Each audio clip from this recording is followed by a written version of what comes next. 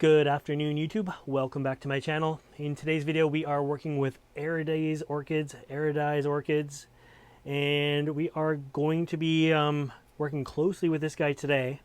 If you've missed the first few videos in this series, we talked about how we achieve roots like this in the first place. We talked about potting your orchid in an actual pot as opposed to a basket. We trimmed some roots, we removed some spikes, and now we are ready to actually propagate this orchid here. So what I've done ahead of time is I sterilized some scissors and they are ready to go. We are going to work on this little bench over here, and we are actually going to divide him up into 3 plants.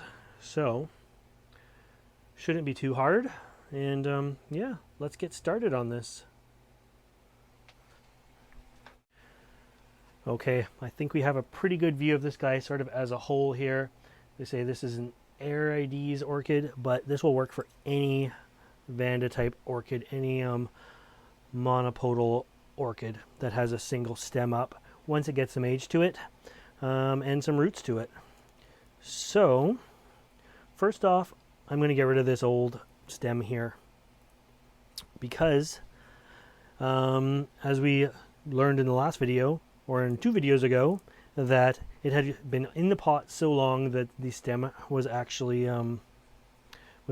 broken off and rotten and dried out just from old age, and the plant itself had continued on living without a pot at all. So anyways, before we get started on this, if it's your first time here, make sure you hit the subscribe button so you don't miss anything. And now let's get started chopping this orchid up. So our first cut here, the orchid is dead in there, and that's okay. There's no disease. This is died of natural sort of causes, we'll say. We're going to get rid of some of the roots here.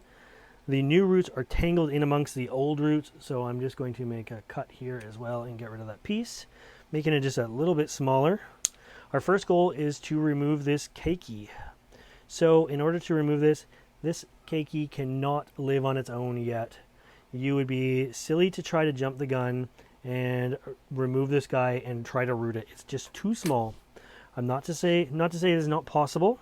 And in an upcoming video, we are going to learn how to root an orchid with no roots, but we're not going to choose this little guy here. So what we're going to do here is we are going to give it a really good start, actually, because this root here is still good. This root is good, this root is good, and this root is good. And it's going to have a big root system for a little plant, and we're going to cut it right there. So let's cut this guy.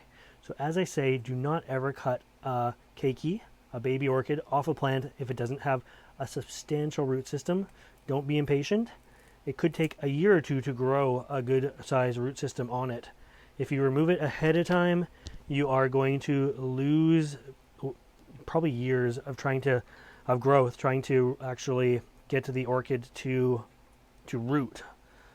Now, this is nice because it's becoming workable here. So this is amazing. This is a good basket plant because it already has such a long root system to it, and it is ready to go. So I'm going to put that guy down. There's a few roots on here that I will want to trim off, but it doesn't have to be done on camera other than maybe a few. Remember, like I said before, I always use isopropyl alcohol to sterilize my tools. If I'm switching orchids, I need to sterilize between orchids, but if I'm not switching orchids, I'm okay here. The other thing we want to do, in case I don't do it on camera, because I can tell you, I don't have to show you, this is cinnamon. I use cinnamon on all the cuts that have fresh green to it. The back side of this one is okay, but this side I'm going to mash some cinnamon into there. Cinnamon is a good antibacterial, and it will keep any kind of infections at bay. So there's one done. Now I have visions for this guy to be upright in a pot again like he once was. And what's going to happen is I still have a great root system on the bottom of this. So this zap strap here, this is where the old bamboo spike was in there, or a stake that was holding it upright. So I'm going to make a cut here as well. Not too low. We want to keep it a good size. I'm not trying to make this guy into 15 plants, but I think right around here is going to be a good spot.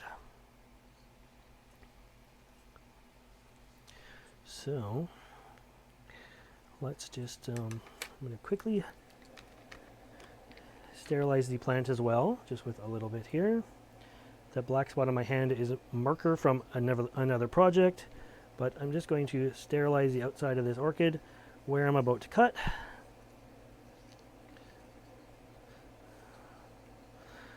So this is getting into like some really green tissue here. And I just gave these a splash again, so they're kind of dripping wet as well. And I'm going to go for the cut. Now I think to make it nice and pretty looking, where it starts to hang down is where I'm going to actually make this cut. Right here.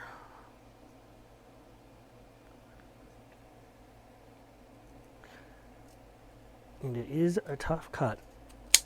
Ooh, there we go.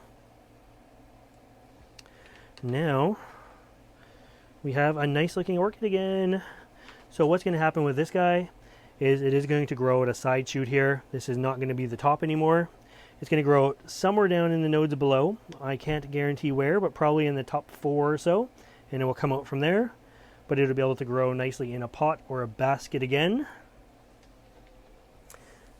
And last but not least, we have our newest growth here. So again, a nice sized plant, nothing wrong with it at all, but it has no roots and it's going to need some special care to it. So we're going to set this guy aside and learn how to work on an orchid with no roots in the next video. Anyways guys, I hope you liked this video, and if you want to see all the videos in this series, make sure you subscribe to my channel so that you don't miss any. And there is the cinnamon on that end, the cinnamon on this end, and just mash it right in there. And I'm going to do the other one off camera. But anyways, bye guys. Thanks for watching.